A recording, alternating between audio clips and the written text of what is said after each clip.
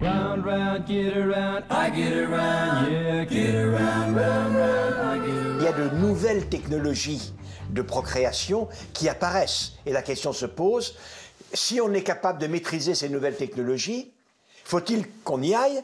Ou alors, pour des raisons morales et éthiques, faut-il qu'on n'y aille pas? Dans les années 60, les débats de bioéthique, c'était un enfant quand je veux. On avait le débat sur la contraception. Dans les années 70, c'est un enfant si je veux. On avait le débat sur l'avortement. Les termes ont complètement changé, on est sur un enfant comme je veux. Aujourd'hui, on sait très bien qu'on peut acheter sur Internet des semences spermatozoïdes et ovules en regardant quelles sont les caractéristiques physiques des donneurs.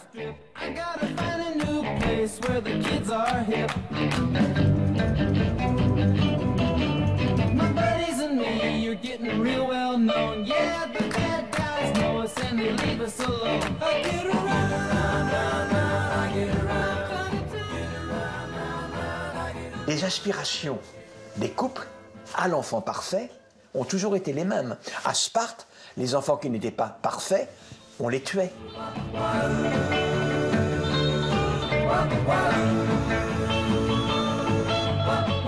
On a aujourd'hui une technologie qu'on appelle CRISPR, qui est en fait des ciseaux moléculaires qui viennent couper le fil d'ADN à des endroits très spécifiques et qui permettent de corriger des défauts génétiques dans l'ADN et d'insérer à la place des segments qu'on aurait enlevés des morceaux d'ADN sains. On est aujourd'hui dans des essais cliniques sur du cancer aux États-Unis, en Chine également pour le sida. La technologie CRISPR va permettre de proposer de nettoyer l'ADN de leurs enfants pour éviter des maladies graves. Il se pourrait qu'un jour, demain, après-demain, il y aurait une taxe sur le génome pour ceux qui refuseraient de décontaminer leurs semences et qui transmettraient de génération en génération des gènes dans la population qui déclenchent des maladies.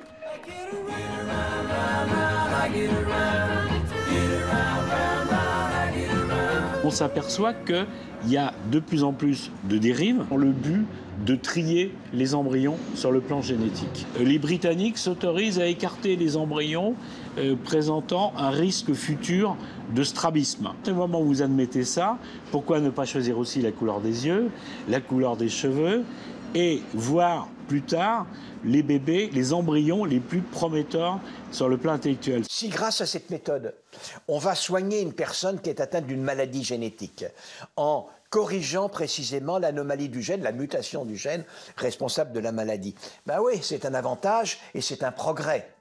Maintenant, si l'on veut par cette méthode créer des transhumains, vous savez, le nouveau mythe, mais c'est un vieux mythe en réalité, du transhumanisme, évidemment que ça pose des problèmes éthiques, moraux, philosophiques. Ça peut paraître de la science-fiction, mais il y a des équipes qui travaillent là-dessus, en particulier en Chine, à Shenzhen, près de Hong Kong.